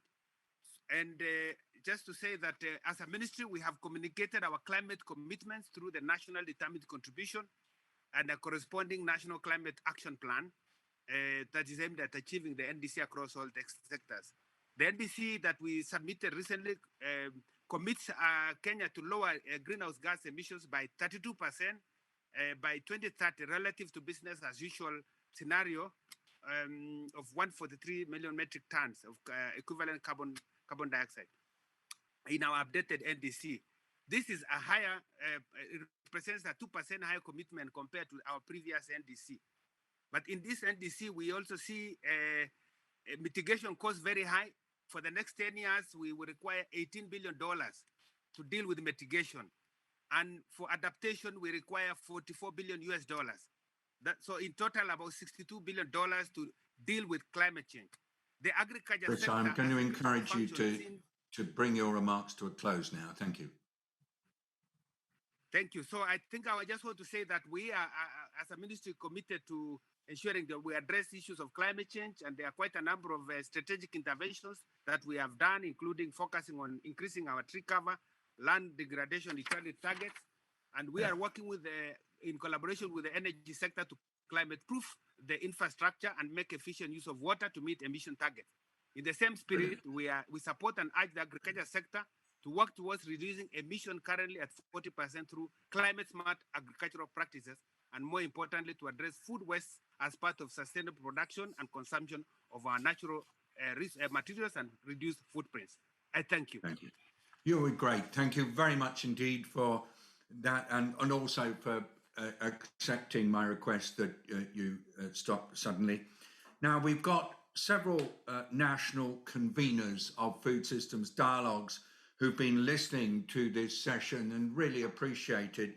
And we would like to invite Julie Kasakanga Chilombo, who is coordinatrice adjointe de la coordination des ressources extérieures et du suivi des projets présidence de la Democratic Republic of Congo. Julie Chilombo, some observations from your side on the transformation of ag in Africa. Oui, bonjour David et bonjour tous les distingués invités au nom de la RDC, et merci à la GRF pour l'invitation. En fait, au niveau de la RDC, en ce qui concerne les déclarations de Malabo, nous avons une performance qui est un peu faible, mais qui est en train de s'améliorer. Nous sommes presque à 4 sur 10 en 2019. We are maybe around 4.8. In terms of improving. Au point de vue donc de la recherche et innovation, la RDC fait pas mal de progrès avec la présence DRC has de l'Institut international pour l'agriculture commerciale. Et aussi, nous avons l'établissement d'un institut de leadership africain en agriculture. Et nous avons aussi l'INERA, institution étatique, qui investit beaucoup dans la recherche et l'innovation. Au niveau de la résilience, nous sommes engagés à promouvoir l'agriculture familiale, répondre aux besoins locaux, dans la mesure où la majorité de la population est active dans l'agriculture au niveau donc des provinces qui sont un milieu essentiellement rural. Alors, nous avons aussi engagé dans la promotion de l'agriculture industrielle pour permettre donc au secteur privé, aux grands opérateurs, de pouvoir mieux donc remplir leurs activités, avec donc des allègements fiscaux, la promotion de zones économiques spéciales qui nous permettront d'accroître nos exportations. Et ceci aidera la RDC à avoir plus de recettes pour investir encore dans l'agriculture améliorer les infrastructures, diversifier les chaînes et avoir une meilleure valeur aussi des chaînes agricoles. Alors, nous travaillons sur la promotion des échanges entre les petits producteurs et les grands producteurs pour avoir un réel tissu économique au niveau agricole. Alors, pour faire face aux crises et aux chocs, nous travaillons sur notre réserve stratégique et faisons tout pour l'améliorer, de sorte que nous ayons toujours de quoi des stocks en réserve pour pouvoir répondre aux besoins de la population en cas de crise. Alors, au point de vue du financement, nous nous tournons de plus en plus vers des financements innovants. Par exemple, dans le milieu de l'environnement, avec les financements donc, pour le carbone, les fonds RED. Et nous améliorons aussi notre microfinance pour donner un peu plus d'inclusion financière aux petits producteurs. Nous sommes engagés à mettre en place le fonds donc, de garantie pour l'agriculture et aussi un fonds comme de crédit agricole. Et alors, finalement, nous travaillons aussi sur les assurances pour couvrir les risques énormes qui sont dans ce secteur et sécuriser l'activité agricole. Au niveau des réformes légales, la RDC donc s'est engagée à finaliser toutes les lois qui étaient donc en latence en matière agricole, comme la loi agricole elle-même, la loi semencière. Il manquait juste en fait des mesures d'application et donc le gouvernement est en train de travailler à finaliser ces mesures pour un meilleur encadrement de l'activité agricole. Voilà, je vous remercie. Oh, and thank you. Julie, thank you for the clarity with which you showed how the multi-sectoral approach to food systems transformation is being backed up with a whole series of cross-government activities, particularly finance. We're now moving to a sequence where we hear from development partners and colleagues, in order to maximize the impact of your interventions, if you like, you could pass straight on from one to the other. Here's the sequence. First, we would like to invite Maura Barry from USAID, then Donald Brown from IFAD, then Roy Steiner from Rockefeller, then Mansour Ahmed from FCDO UK, then Enoch Chikava from Bill and Melinda Gates Foundation. If you could try to keep your own remarks to sort of 2.5 minutes, that would be great. Remember the interpreters if you speak fast. First, go to Maura Barry, Senior Deputy Assistant Administrator, United States Agency for International Development. You have the floor. Thank you, David, and good afternoon to everybody. It's really a pleasure to be here, especially to be here in person in Nairobi for this event. It's a great opportunity to highlight USAID's commitment to African-led development and African leadership, particularly in supporting the Malabo Declaration and CAADP. We've been discussing today the growing number of challenges that we're all facing. I'd like to talk about the 3 C's: COVID, climate, and conflict. They're all worsening food systems and food security, and I think, it's conferences such as this one, the upcoming UN Food Systems Summit, that really gives us an opportunity to discuss these challenges and come up with some shared solutions. We know that COVID-19 has, fundamentally changed the lives of so many people, particularly communities that were already experiencing poverty and hunger. The pandemic has made life much harder for them. We're seeing for the first time in decades, poverty rising. America's initiative to combat global hunger, Feed the Future, was born out of a food crisis, the food price crisis of 2007 and 2008. And since then, the US government, together with partner organizations, has been working to help countries strengthen food systems and respond to shocks. So now, in the face of the 3 C's and other shocks, COVID, climate, and conflict, Feed the Future is rising to the new challenges posed by these shocks. I also just want to underscore, USAID is a longtime CAADP partner, and the ownership and commitment of African leaders to tackle food insecurity and malnutrition is really fundamental to how USAID prioritizes its work. The CAADP biannual review is really groundbreaking, and it has the potential to drive progress across the continent, and we're really pleased to support the biannual review through our programs and through our partners. And we look forward to how USA can better use the biannual review to make decisions about how and where we're able to prioritize our assistance. And I'd like to just say in general that countries investing more in CAADP see higher rates of agricultural-led growth, and we're really encouraged by the countries that have significantly improved engagement in CAADP in the last 3 years. So just in closing, I want to underscore also how much USAID believes in investing in inclusive development, that is really foundational to supporting lasting economic growth. We know that agriculture is essential for growth and development, particularly in Africa, and there's a lot of room and opportunity for growth there. So I'll close with those remarks. Thank you again, and I pass the baton on to the next speaker. So Donald Brown, please. Thank you very much, David. And maybe just building, I mean, excellency, delegates and distinguished guests, all protocols observed. On behalf of President Hungbo and IFAD, I just want to add a few more comments, particularly from IFAD's perspective on how we can ensure that Africa's food system transformation is inclusive and equitable. So not only does it improve the quantity and quality of food available, but also improves the lives of those in rural areas who produce it and often are excluded, particularly women and youth. So we all know that Africa is the home of about 70% of the global poor, and that hunger is increasing. So in terms of context, that's where I'm coming from. And from our experience in IFAD, really at the heart of transforming food systems in Africa must be the small and medium enterprises and the rural smallholders, who are very often on the fringes of the formal sector and have little access to finance and not really central to government responses and policies. So, for example, in COVID, we saw how they were often sort of even more penalized by some of the responses there, let down more by the traditional extension systems. And we must learn those lessons from COVID.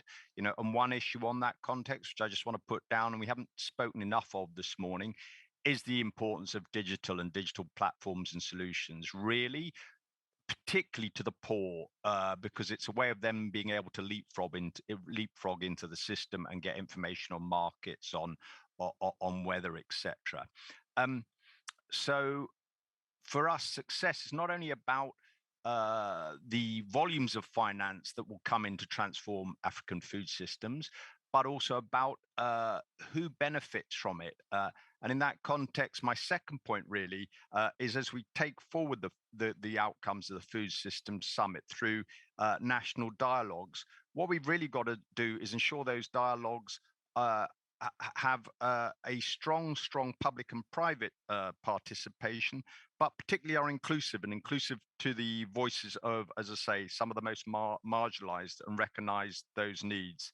And in that context, just to finish, David, IFAD stands ready through our program of loans and grants and our support in country as we decentralize more to support governments on the national dialogues on Food Systems Summit outcomes, but also to really ensure that they're inclusive and equitable. So it's a win-win for economies, it's a win-win for food systems, and it's a win-win for the poor. Thank you. Thank you very much. Quickly to Roy Steiner, please, Senior Vice President, Rockefeller Foundation. David, my name is William Asiko, Managing Director of the Rockefeller Foundation in Africa. Roy will not be joining us. So the Rockefeller Foundation has made a commitment of $1 billion together with its partner, the IKEA Foundation, towards ending energy poverty. Recognizing that no country has managed to sustainably remove large populations from poverty without first ending energy poverty, this commitment is not just for providing power for powering cell phones and powering other appliances, but a significant portion of these resources will be used towards productive use of energy. And in Africa, that is going to translate towards food systems, and particularly integrated food systems. The clean and renewable energy will be used to increase productivity by using the energy for irrigation, by using the energy for post-harvest solutions to reduce wastage, and then of course by using the energy for agro-processing to add value. The idea is that with these productive use elements, an integrated approach to food systems will become more realistic. And let me just add as I finish, that taking an integrated approach to food systems requires the public, the private, and civil society and development partners working together. And we at the Rockefeller Foundation believe that we can be the glue between all these different sectors, bringing the private sector and the public sector together to create an integrated approach to food systems. Thank you very much. Thank you for being the glue, William. And also thank you for that very clear, quick remarks. We now go to Mansour Ahmed, Deputy Group Head, Africa Economic Development in the United Kingdom, FCDO. Mansour, you have the floor. Thank you very much, David, and a good morning from the UK to all honourable delegates. And let me stand on the protocols observed. David, I wasn't expecting to speak. My role today was to really be an observer and listen in to my African ministerial colleagues and to see what their priorities are within this sector. But having given this opportunity, what I will say is, in acknowledgement to you, David, there's been a lot of rich discussion on the progress made to date, but also on what the intentions are of, continuing the agri-transformation across the continent.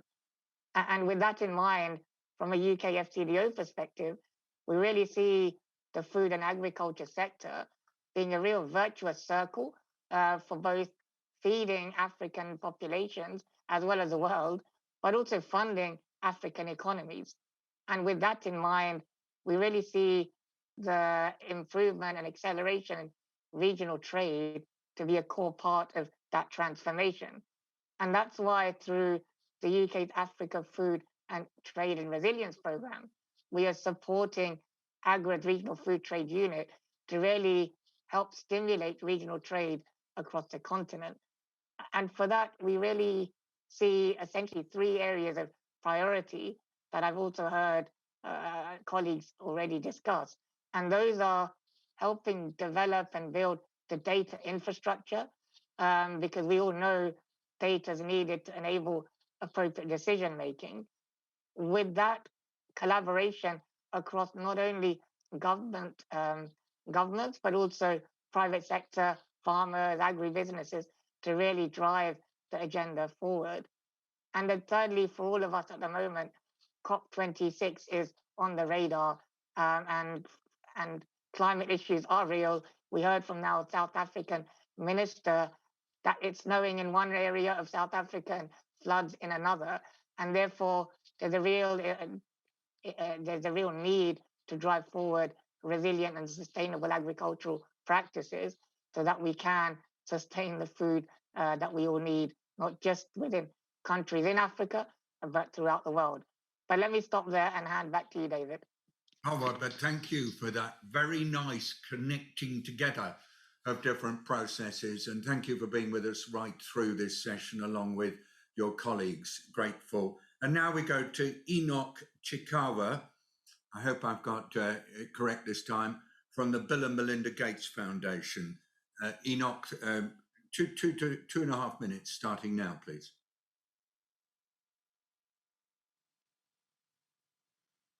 Let's see if that's worked. Bill and Melinda Gates Foundation, Enoch Chikawa, or anybody else representing BMGF, please.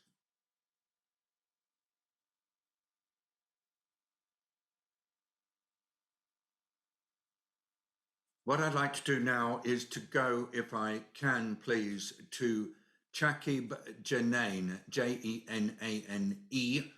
You're from the World Bank. Would you like to give your comments, building on what you've heard from others? Over to you, sir. Thank you, David. Excellencies, esteemed ministers, it is a pleasure for me to represent the bank in this ministerial roundtable. We met today to discuss an issue that sits at the heart of our development agenda, pathways to recovery and resilient food system.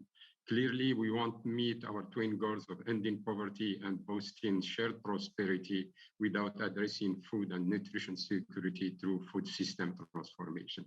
With this in mind, I would like to make the following points. First, food security in Africa needs urgent and serious attention from policy makers. The rates of hunger are growing and progress toward the Malabo Declaration is off track. We need policies and programs that would food producers' income, connect them to market, and encourage them to produce higher value and more diversified foods. Society at large will be stronger as a result, including in situation of fragility, conflict, and violence where agribusiness, jobs, and rural programs can improve social cohesion.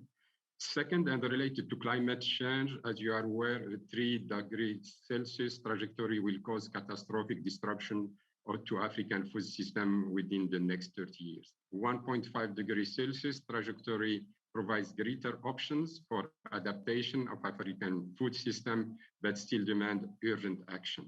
For sub-Saharan Africa, the cost of action on climate adaptation of agriculture and food system is less than a tenth of the cost of inaction, some $15 billion compared to $201 billion per annum.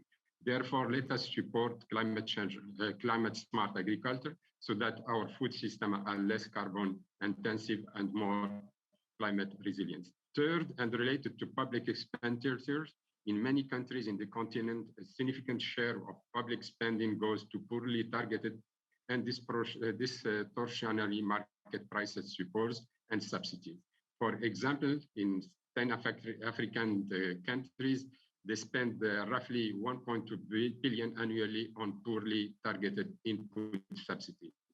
Reallocation of expenditures from such programs to resilient building investments, such as climate smart technologies, R&D, and infrastructure, could bring major food security gain and promote the efficient use of scarce public resources.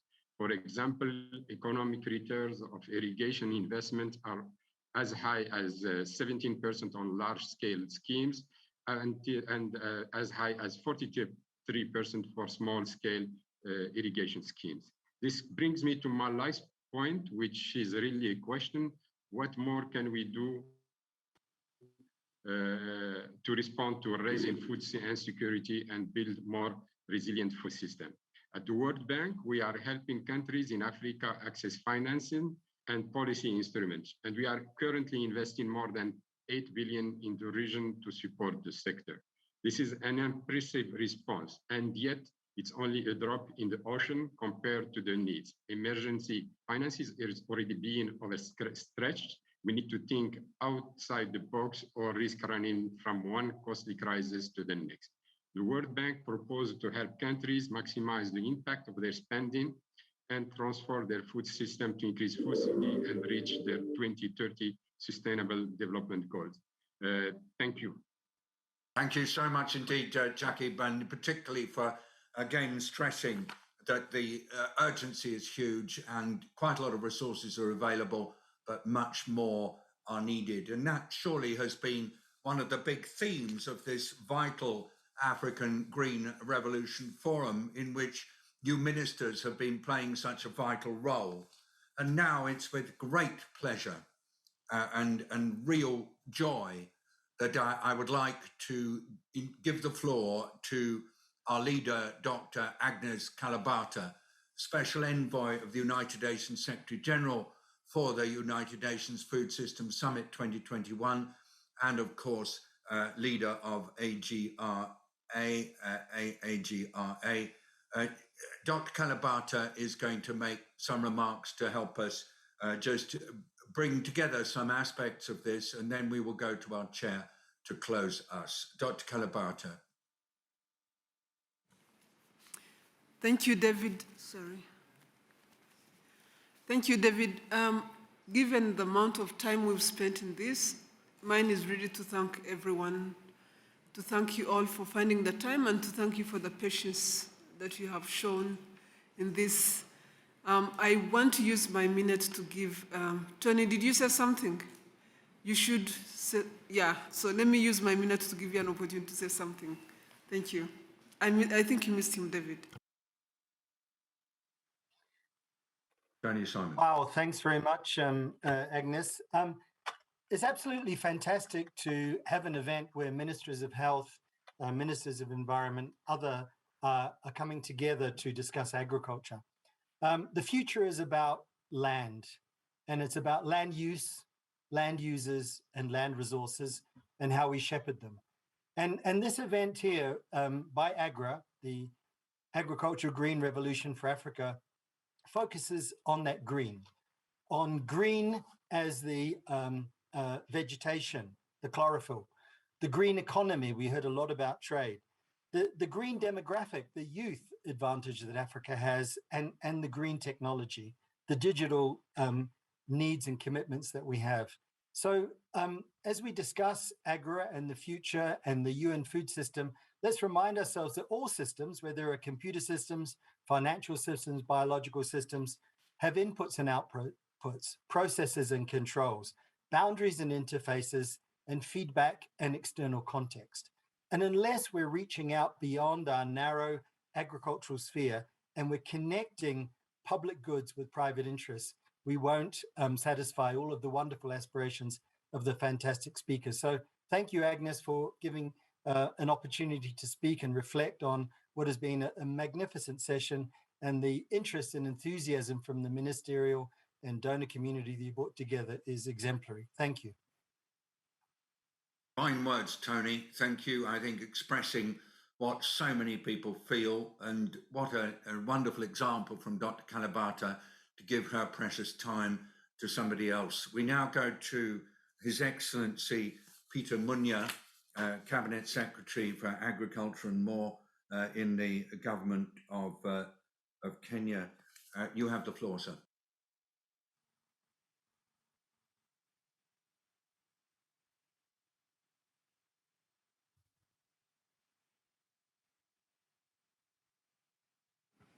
Thank you very much for this opportunity to make some closing remarks. May I, at the outset, thank all the participants who have taken part in contributing or in listening to this very, very, very enriching conference that is helping us clarify and think out of or deal with the gaps that will continue improving our food systems in Africa. Our collaboration, working together as we continue making our continent more integrated, making our continent easier to trade, trading in food and other products. We need to continue clarifying and working together to make things easier for us, to make food available, to deal with challenges of hunger, to make our people and our communities resilient as we grow together as a continent. So we are very happy as Kenya to be the host for this very, very great conference. And we want to give you our commitment to continue working together as we confront these challenges of our time, making sure our people are fed, making sure our people are able to access food that is safe, food that is of good nutrition, and our farmers and traders are also able to get fair compensation along the value chains as they participate in the food systems. Thank you very much. Thank you, sir. Minister Peter Munya giving us a remarkable vote of thanks and encouragement. And now we go to our chair, Excellency Haile Mariam Desalegn, for his concluding remarks. You have the floor, sir. Thank you very much, David. I think, first of all, I would like to thank our ministers who have been very much engaged in this forum, and also our partners in collaborating with the public sector to bring about this integrated approach in our food system transformation. Thank you for this. And I think we came to the point that we need to collaborate more than ever now to meet the challenges that are facing us, humanity, at this time. And Africa is at the center stage of the global food systems. And we are trying to speak with one voice so that there will be a big change, a transformative change that has to take place in our continent. Having said this, I think every one of the ministers has talked about the Malabo Declaration and the Malabo targets. And I'm very much encouraged to see that in 2020, most of our countries has improved in these targets, especially by allocating from the public resources an amount which should be allocated, like at least 10% of their annual budget for the agricultural sector. I'm very much encouraged that there is improvement, but still we have to go a long way to achieve this target in some of our countries. So I think this is a very important, encouraging achievement. We also seen that there is a need for data and analytical capacity in understanding what is going on the ground so that we can know the achievements we are making in the real terms. Just not data manipulating, but the reality on the ground and the changes that is taking place as an outcome to the lives and livelihood of our people. So I think there is also improvement in this area, and I hope we'll continue to streamline to understand what's happening on the ground. Apart from that, everyone has raised the issue of trade and African Continental Free Trade Agreement, its implementation, and we shouldn't be seeing this as other programs we had, like CADIP. After 10 years, we came back and evaluated that we are far behind our targets. And since then, I think the Malabo Declaration has been enshrined to move further. So from that experience, we should see that we implement the African Continental Free Trade Area in the spirit and momentum which has been started during the decision that our leaders has made. So I think we are now going to our Food System Summit very soon. And as Africans, we are proud to have national dialogues, which has been very productive. And we understood clearly what it means to see the food systems be transformed. Thank you very much for your attendance. And we are very much happy to see this premier African, maybe global agricultural forum is a success. And God bless you.